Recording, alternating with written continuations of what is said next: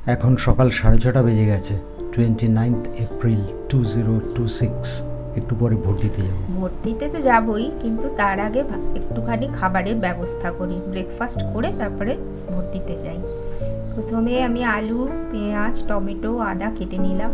খুব হালকা একটা আলুর তরকারি করব, আর ভাবছি সাথে একটু পরোটা করব।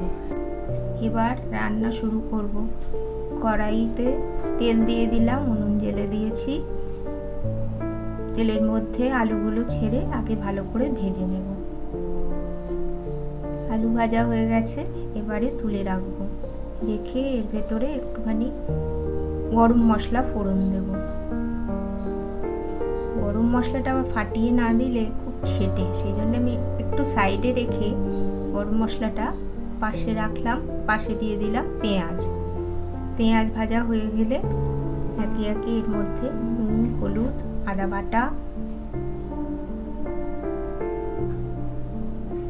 দেব, আর একটু কষানো হলে তারপরেই টমেটোটা দিয়ে দেবো। কাঁচা লঙ্কাও দিলাম। টমেটো দিয়ে এবারে ভালো করে নাড়াচাড়া করে, খুব বেশি ভাজবো না, দুটো গোটা টমেটো দিয়ে দিলাম। গোটা টমেটো খেতে আলুর তরকারির সাথে খুব ভালো লাগে, বিশেষ করে যদি লুচি বা পরোটা হয়। এবারে সমস্ত মশলার সঙ্গে আলুগুলোকে মিশিয়ে দিলাম।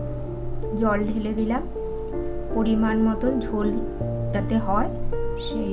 এবারে ঝোলটা ফুটে গেছে, ঢাকা দিয়ে দিলাম। কমিয়ে আঁচ একটু রেখে দিলাম। আলু সেদ্ধ হয়ে গেছে, হয়ে যাওয়ার পর নামিয়ে নিলাম। পরোটার জন্যে আটা নিয়ে তার ভেতর লবণ দিলাম আর খানিকটা কালো জিরে দিলাম। এবারে ভালো করে মেখে নিয়ে পরোটা বেলে আস্তে আস্তে করে ভেজে নিলাম।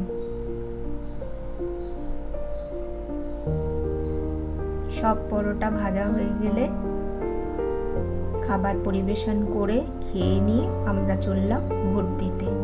দেখা হবে ভোটের পরে বাড়ি এসে।